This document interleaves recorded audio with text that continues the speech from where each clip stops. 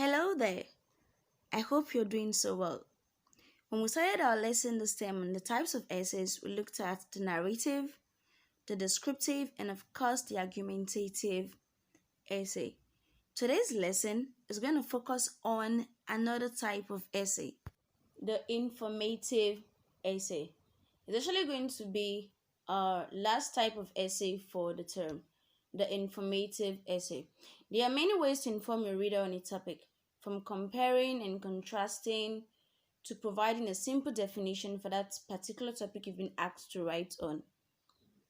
Okay?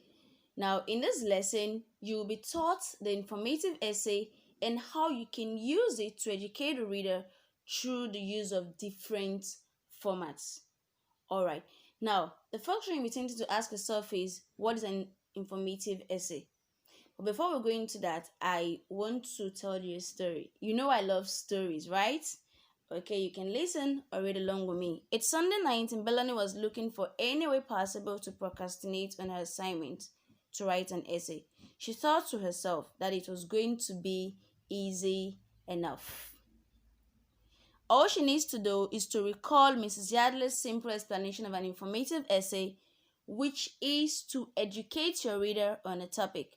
Bellany is, however, stuck. With a definition that broad, Bellany finds it difficult to narrow down what exactly she would love to inform a reader about. She picks up the remote control and while flipping through channels, she comes across a music award show. She hears the announcer say that one of her favorite stars, when growing up, Dazzling Starlight, is set to perform next. Okay?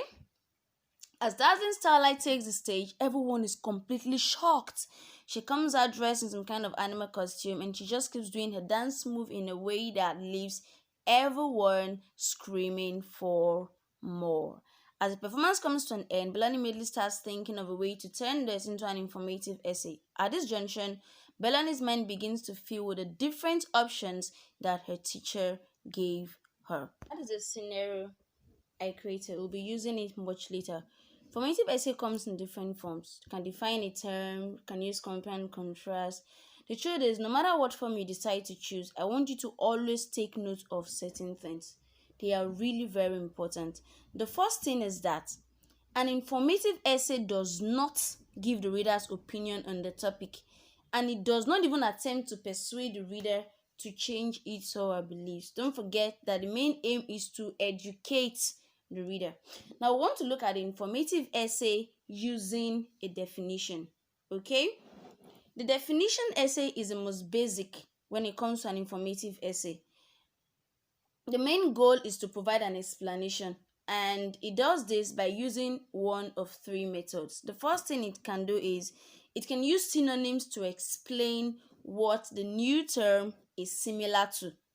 It can use categories to help the reader see where the term fits in when compared to others, and it can equally use negation to allow the reader to understand the term by seeing what it isn't. By negation, I mean allowing the reader to understand the term by seeing what it isn't. Now, when organizing an informative essay that provides a definition, the most important thing to do is to provide or to present your write-up in a logical manner.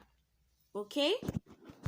In this case, a definition essay might simply tell us who Dazzling Starlight is.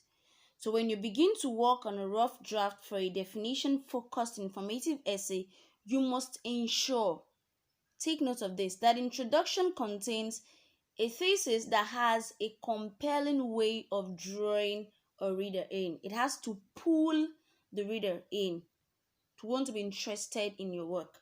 Take for instance, as the light dims, the crowd waits in anticipation. Slowly a beat emerges. Then, as if rising from the humble beginning of a child star personnel, a shadowy figure appears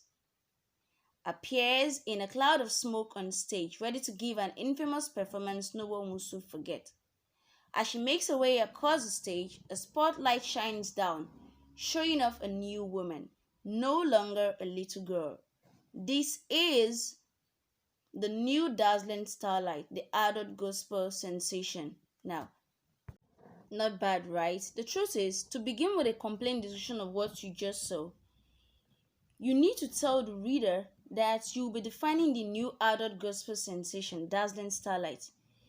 And by doing that, you have provided an explanation using negation. And by negation, I simply mean letting my reader know that Dazzling Starlight is not a little girl or a child star anymore. Okay, she's now an adult gospel sensation. Now let's look at informative essay using the compare and contrast.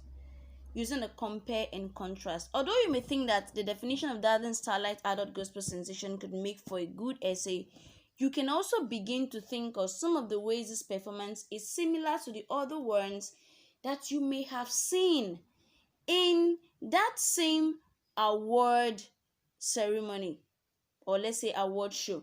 An informative essay using compare and contrast can also fit the storyline because it allows the reader to understand the topic by looking at similarities or differences when compared to other subjects.